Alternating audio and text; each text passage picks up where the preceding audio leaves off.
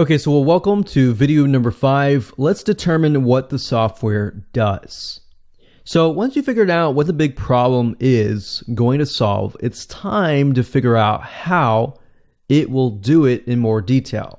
So in the previous video, we figured out what the solution was, basically how frustrated your consumer would be with the problem and how happy they would be with the problem solved. So now we need to dig deeper further and create what we call a to-do list. And if you've created grocery lists, to-do lists, then creating software specifications is actually very, very similar. And it's actually a very easy thing to do once you have figured out what kind of problem it'll solve and how it will go about doing that. And that's what we're going to do in this particular video. Now, the way to create software is to create a sequential and logical flow. So it's not going to be just a randomized grocery list. It's going to be a sequential logical flow. So whatever you do in the beginning is going to impact the end. And it'll make more sense in just a second.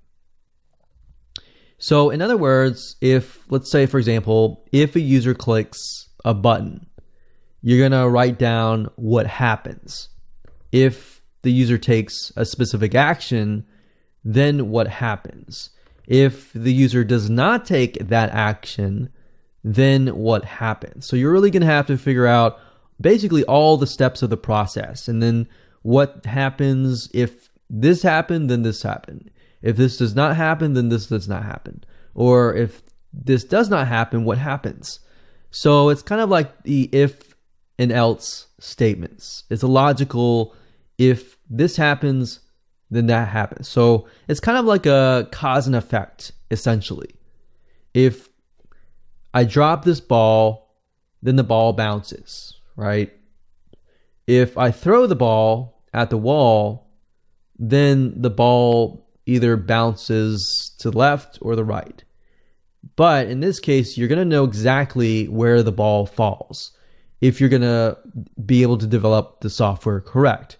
So let me actually look deeper. Let's take an example, and I'm going to show you how this is all going to work so it makes sense to you.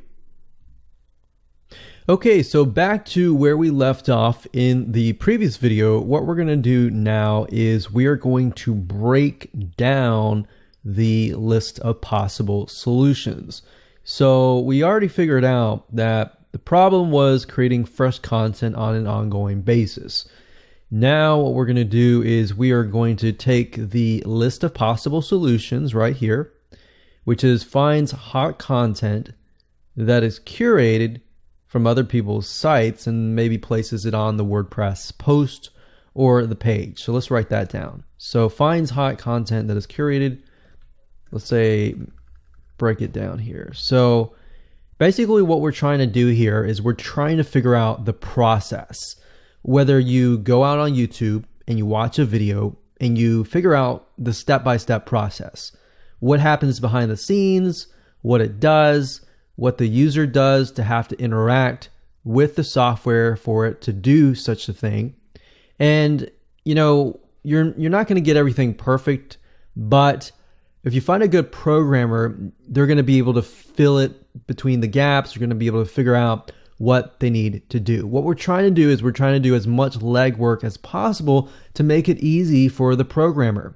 All right, so first we need to have a tool and a WordPress plugin where maybe somebody enters a topic or a keyword. So let's say user enters something like I'll put brackets around it, topics, keywords, something.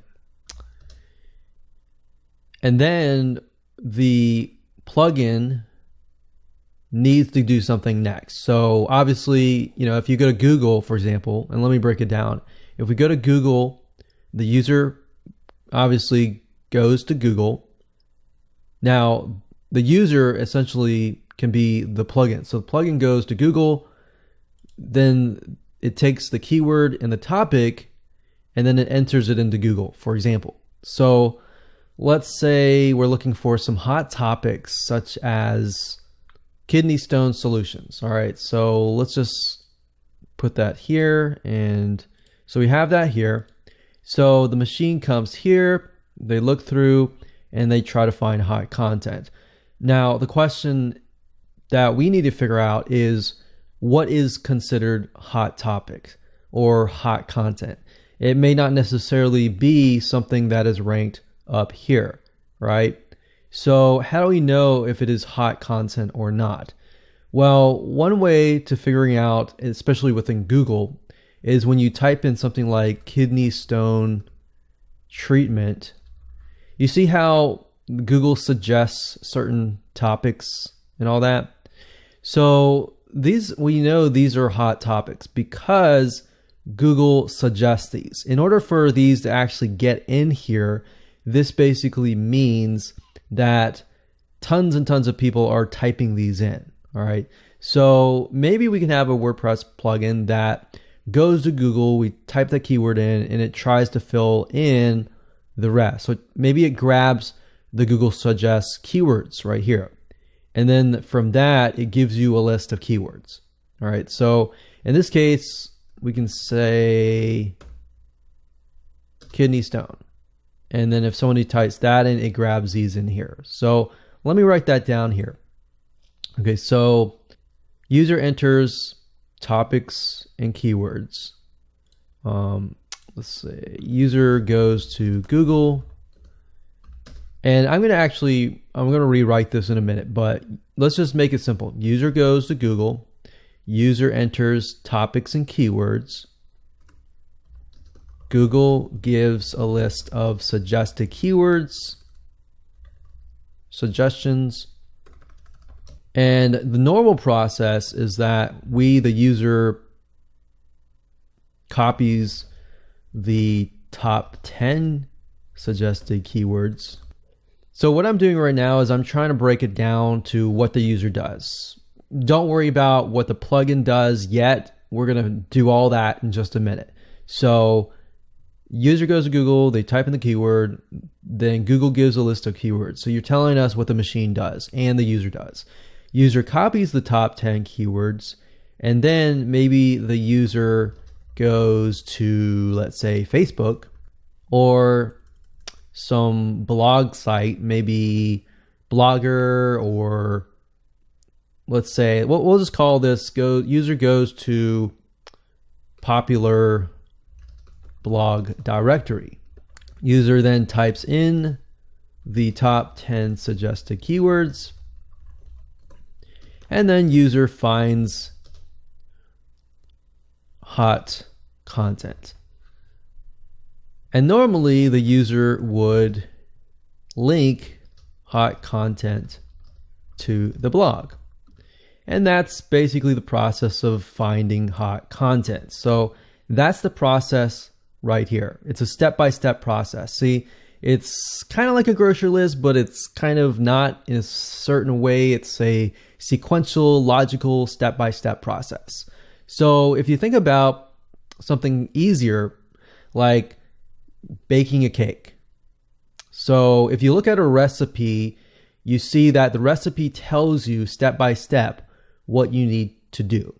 So you need to gather the items. Typically you need to preheat the oven, and then you need to mix in the dry materials before you mix in the eggs and all of that. So there's actually a process to all of this, right? And that's what you're really trying to figure out, is the whole process. Don't worry about the if and else statements yet. Let's just get this done. Okay, so the next thing I normally do is I take this information here, and I'm going to leave that up at the top, but I'm going to make a brand new copy and paste here. So you see everything from here to here. And we'll call this WordPress plugin versus the user. So now what we're trying to do is we're trying to write what the process is, and then we're trying to translate that into how the WordPress plugin acts and how the user acts. Okay, so starting from the beginning again. User goes to Google. Now, in this case, the user is going to have to stay inside of the WordPress plugin. They're not going to be able to leave or anything like that. We're going to want them to be able to click a button and it all happens. All right. So user goes to WordPress plugin after they have activated it. And then the user enters maybe a keyword. All right. Now, obviously, they're still going to have to go to Google, right? But the user's not going to go to Google or any outside sites. That's the WordPress plugin's job, right? So the WordPress plugin, we're just going to call it plugin. Plugin goes to Google and then enters that keyword that the user just typed in. Now, Google gives a list of those suggested keywords, and then the plugin copies those top 10 suggested keywords. Then the plugin goes to the popular blog directory, whatever that we specify later. You could even tell the programmer, hey, I want these lists of, links or directories. And then the user types in the top 10 suggested keywords. Now, in this case, the plugin is doing everything. Typically what happens is the user just enters a keyword and then the plugin does the rest. So the plugin types in the top 10 suggested keywords.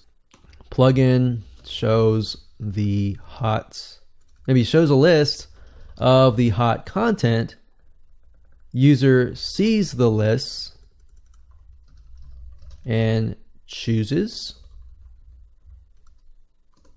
Then the plugin copies a link of the hot content to the WordPress blog.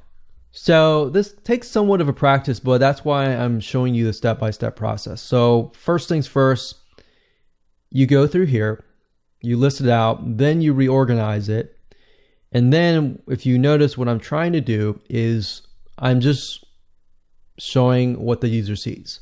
So the user goes to the WordPress plugin, they enter a keyword, but then when it times to go outside, the plugin goes and does the rest, and then it pretty much finds the content for us. So really what the user only sees in this case is they're seeing the WordPress plugin, they enter the keyword, they click enter, and then as they're waiting, the plugin shows the hot content and they immediately see the hot content, because a human ultimately is going to have to decide what content is best for them.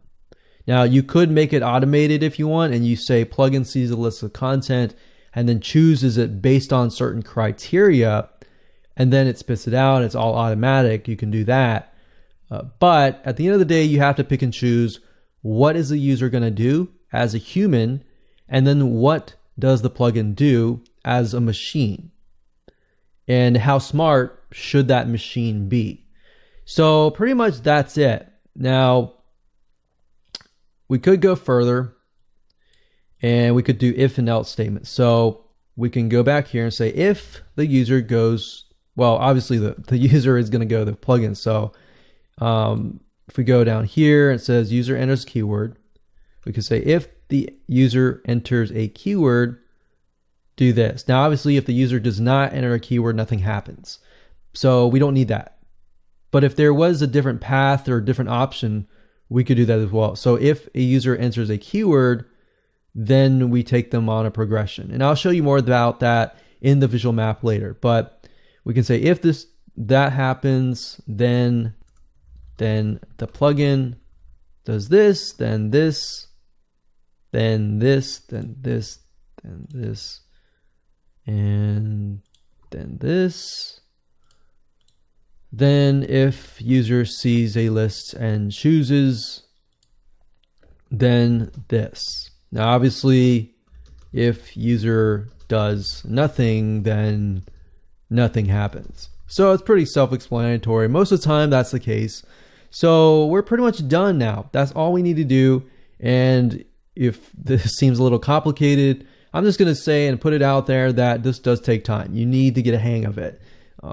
You could even go about going out and just writing things that you normally do day to day, like brushing your teeth and all of that, and try to get a hang of it first before you actually move forward with this process. It does take time because I am trying to teach you from a programmer to a newbie. So it does take time. So don't worry if you don't get it right the first time, but I'm going to show you how to turn this into a map in the next video.